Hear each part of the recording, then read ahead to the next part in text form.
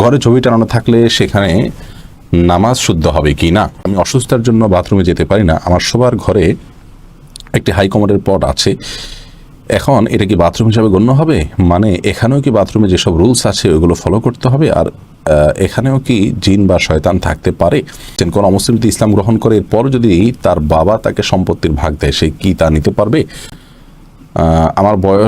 আমার বাসায় ছোটবেলায় কেনা একটা হারমোনিয়াম আছে, গান বাজনা হারাম এটা জানার পর থেকে আর সেটা ব্যবহার করা হয়নি। হারমোনিয়ামটা বেশ দামি, আমি কি সেটা বিক্রি করে অন্য কোনো কাজে ব্যবহার করতে পারবো? যদি রাস্তায় কোনো মূল্যবান জিনিস দেখেও রাস্তা থেকে না তুলি, তাহলে কি আমার দায়িত্ব অবহেলার গুনাহ হবে? ইউটিউব চ্যানেলে অজু করার পর বাচ্চার পেশাব হাতে লাগলে কি পুনরায় অজু করবো, নাকি শুধু হাত ধুলেই হবে? আমার 6 বছর বয়সে আমার মা আমাকে ছেড়ে চলে গেছেন, এখন আমার বয়স 17 বছর। আমি আমার মার সাথে যোগাযোগ রাখি না, আমার বাবাও চান না তার সাথে যোগাযোগ রাখি, আমার কি করা উচিত? প্রিয় দর্শক, আলহামদুলিল্লাহ ইতিমধ্যে অনেক প্রশ্ন আমাদের কাছে এসে জমা হয়েছে। চলুন আমরা প্রবেশ করি প্রশ্ন উত্তরের আলোকিত ভুবনে। নাজনীন হাসান আপনি লিখেছেন, আমি অসুস্থতার জন্য বাথরুমে যেতে পারি না, আমার সবার ঘরে একটি হাইকমান্ডের পট আছে, এখন এটা কি বাথরুম হিসাবে গণ্য হবে? মানে এখানেও কি বাথরুমে যেসব রুলস আছে ওগুলো ফলো করতে হবে? আর এখানেও কি জিন বা শয়তান থাকতে পারে? অসুস্থতার জন্য বাথরুমে আপনি যেতে পারছেন না, আপনার রুমে যদি কমোড থাকে তাহলে কমোড আশপাশের জায়গাটা যখন ঢুকবেন আপনি, অর্থাৎ কমোডে যখন পা দেবেন তার আগে আপনি বাথরুমের দোয়া পড়বেন এবং একইভাবে আপনি বের হওয়ার সময় দোয়া পড়বেন। ইনশাআল্লাহ বিদিনিল্লাহ এই সুন্নাহগুলো আপনি মেনে চলবেন, তাহলে ইনশাআল্লাহ বিদিনিল্লাহ দুষ্ট জিনের উপদ্রব থেকে আপনি রক্ষা পাবেন। যদি কারোর আপনার টয়লেট বা বাথরুম এর জন্য কোনো আপনার বিশেষ ব্যবস্থা না থাকে এবং উন্মুক্ত জায়গায় কেউ করেন, তাহলে সেক্ষেত্রে তিনিও একইভাবে আমলগুলো করবেন। আরিফুল ইসলাম আপনি লিখেছেন, ঘরে ছবি টানানো থাকলে সেখানে নামাজ শুদ্ধ হবে কি না। কোনো বাসা বাড়িতে কোনো অফিস যদি ছবি টাঙানো থাকে, সেই জায়গায় সালাত আদায় করলে সালাত হয়ে যাবে, কিন্তু এরকম জায়গায় নামাজ পড়াটা মাকরুহ। নবী করিম সাল্লাল্লাহু আলাইহি ওয়াসাল্লাম একবার আয়েশা রাদিয়াল্লাহু আনহার বাসায় সালাত আদায় করছিলেন, সেখানে পর্দায় কিছু ছবি ছিল, তখন তিনি বলছিলেন যে ছবিগুলো আমার সালাতের মনোযোগ নষ্ট করছে, তুমি এটা সরিয়ে ফেলাও। তারপর তিনি সেখানে সালাত আদায় করেছেন। এই জন্য বোঝা যায় ছবি টাঙানো থাকলে সেখানে সালাত আদায় করাটা অনুচিত, অনুত্তম, মাকরুহ।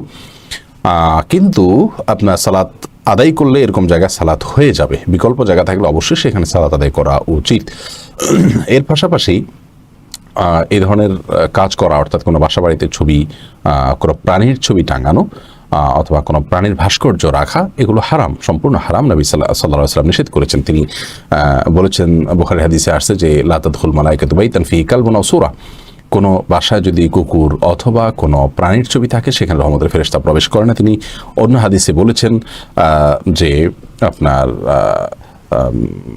এ ধরনের কাজ, অর্থাৎ কোনো প্রাণীর ছবি রাখা এবং এ ধরনের আপনার বিভিন্ন ভাস্কর্য ইত্যাদি, প্রাণীর ভাস্কর্য ইত্যাদি রাখা, এগুলো গুনাহের কথা, জায়েজ নয়।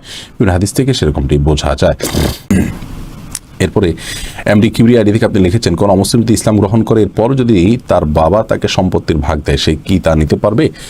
দেখুন, এই বিষয়ে বুখারীর একটা হাদিসে আছে, নবী সাল্লাল্লাহু আলাইহি ওয়াসাল্লাম বলেছেন, লা ইয়ারিসুল মুসলিমুল কাফিরা ওয়াল কাফিরুল মুসলিমা, অর্থাৎ একজন মুসলমান তার কাফের আপনার আত্মীয়ের কাছ থেকে তিনি ওয়ারিস হতে পারবেন না, তার মিরাস তিনি গ্রহণ করতে পারবেন না। একইভাবে কোনো কাফের কোনো মুসলমানের মিরাস পাবে না।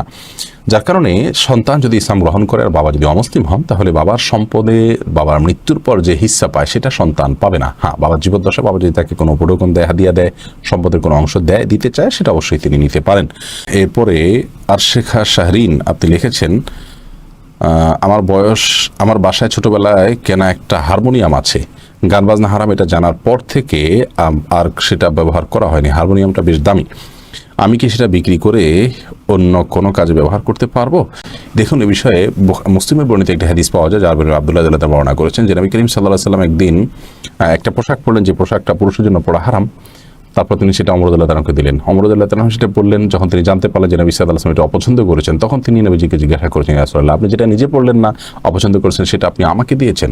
তখন নবী করিম সাল্লাল্লাহু আলাইহি ওয়াসাল্লাম বলেছেন, আমি তোমাকে পড়ার জন্য দেইনি, বরং আমি তোমাকে দিয়েছি যেন তুমি সেটা অন্য কাউকে দাও বা বিক্রি করে দাও। এই হাদিস থেকে বোঝা যায় যে জিনিস নিজে ব্যবহার করা হারাম, সেটা অন্যের কাছে বিক্রি করে দেওয়া যেতে পারে।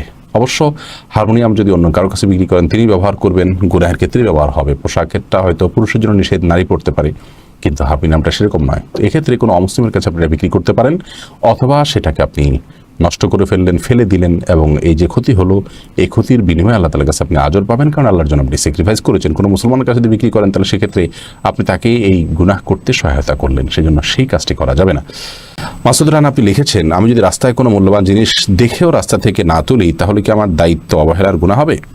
দেখুন, আমরা যদি কোনো মূল্যবান জিনিসপত্র পাই এবং সেটি পাওয়ার পর আমি তুললে আমি সেটা খেয়ে ফেলবো না বা আমার দ্বারা তসরুফ হবে না, এরকম আস্থা যদি নিজের প্রতি থাকে তাহলে সেটা তো অবশ্যই তোলা যাবে। তোলাতে দোষের কিছু নেই। আমাদের দেশে অনেকে মনে করেন যে হারানো জিনিস বা কুড়িয়ে পাওয়া জিনিস যদি তোলেন কেউ তাহলে সেক্ষেত্রে দ্বিগুণ দান করতে হবে। এটা ভুল ধারণা। বরং আমরা যে তুলব সে তুলে ওইটা আবার আমরা প্রাপকের কাছে দেওয়ার জন্য দীর্ঘদিন পর্যন্ত কোনো করবো না, 1 বছরের কথা আছে, ঘোষণা করতে হবে, প্রাপককে খুঁজে বের করার চেষ্টা করতে হবে, না পেলে তখন সেটাকে যথা নিয়মে ব্যয় করতে হবে। তো এখন কথা হলো যে যদি কেউ পান তাহলে তিনি তুলে উপযুক্ত ব্যক্তি খুঁজে তারপরে এটার যে দায়িত্ব আছে সেটা আদায় করবেন এবং নিজের প্রতি আস্থা থাকলে তিনি অবশ্যই তুলতে পারেন। আর যদি তিনি না তুললে বরং অন্য কেউ তুলে সেটার অসৎ ব্যবহার করবে বা তসরুফ করবে এরকম আশঙ্কা থাকে তাহলে সেক্ষেত্রে এবং তার তোলাটাই উচিত এবং কর্তব্য। অনেকগুলো আমাকে সেটাকে ওয়াজিব বলেছেন। মারিয়াম মিজান এর থেকে আপনি লিখেছেন ইউটিউব চ্যানেলে, উজু করার পর বাচ্চার পেশাব হাতে লাগলে কি পুনরায় উজু করব নাকি শুধু হাত ধুলেই হবে? না, পুনরায় উজু করার দরকার নেই। বাচ্চা পেশাব যদি হাতে লেগেছে আপনার উজু অবস্থায় তাহলে যে অংশে হাতে লেগেছে ওই অংশটা পানি দিয়ে ধুয়ে ফেললে চলবে। এরপরে কাউসার জিহাদ, 6 বছর বয়সে আমার মা আমাকে ছেড়ে চলে গেছেন, এখন আমার বয়স 17 বছর, আমি আমার মার সাথে যোগাযোগ রাখি না, আমার বাবাও চান না তার সাথে যোগাযোগ রাখি, আমার কি করা উচিত? আপনার মায়ের সাথে আপনার যোগাযোগ করা উচিত। তিনি 6 বছর রেখে গেছেন, অন্যায় করেছেন না, আপনার প্রতি অবিচার করেছেন, কিন্তু তিনি মা, আপনাকে গর্ভে ধারণ করেছেন, জন্ম দিয়েছেন, সেজন্য আপনার উচিত হবে তার সাথে যোগাযোগ করে আপনার সাধ্য অনুযায়ী তার সাথে আপনার যে কর্তব্যগুলো আছে মায়ের প্রতি সেগুলো পূরণ করার চেষ্টা করে। আপনার বাবা এক্ষেত্রে নিষেধ করলে সেটা তিনি সঠিক করছেন না। তিনি হয়তো ওই জায়গা থেকে করছেন যে তিনি 6 বছর বয়সে আপনাকে ফেলে রেখে চলে গেছে, তিনি অন্যায় করেছেন, তাই বলে আপনি তাকে শাস্তি দিতে পারেন না এজ এ সন্তান।